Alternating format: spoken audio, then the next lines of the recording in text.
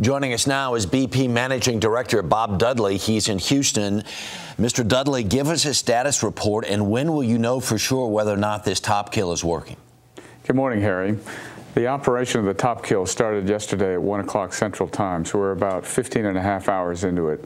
We've said this operation would take between a half a day and 2 days.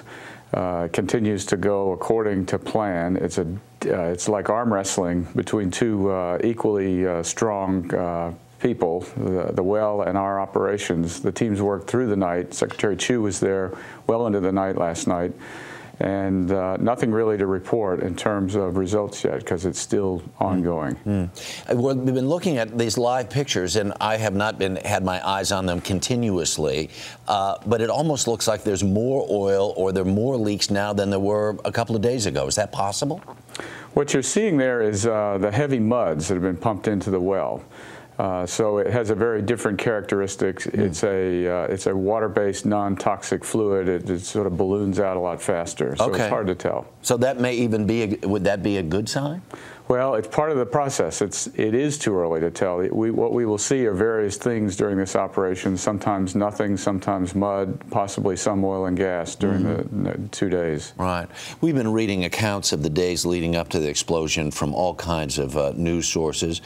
And can you say before the explosion unequivocally that BP was not in a rush to get this well shut down and that you did not use any shortcuts to get there? Normally on a well, there is the normal pressure and tension of deadlines. Contractors don't have the deadlines. They're on a day rate basis. So there's this normal operating deadlines that occur on the rig. There's no indication that anything is different about this well than other wells, Harry. There was not a financial pressure to get this thing closed down because it had run over and been there many more days than it originally anticipated.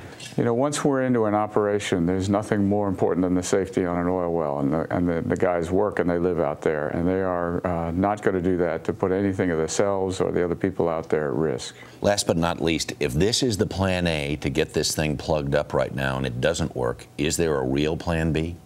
There is a plan B. Let's hope that this is successful, but all along the seabed, out and around the well, we placed equipment to be ready to put in place very, very quickly with a second containment dome over the top of the well. We would come in, cut parts of the top off, and put it over the top.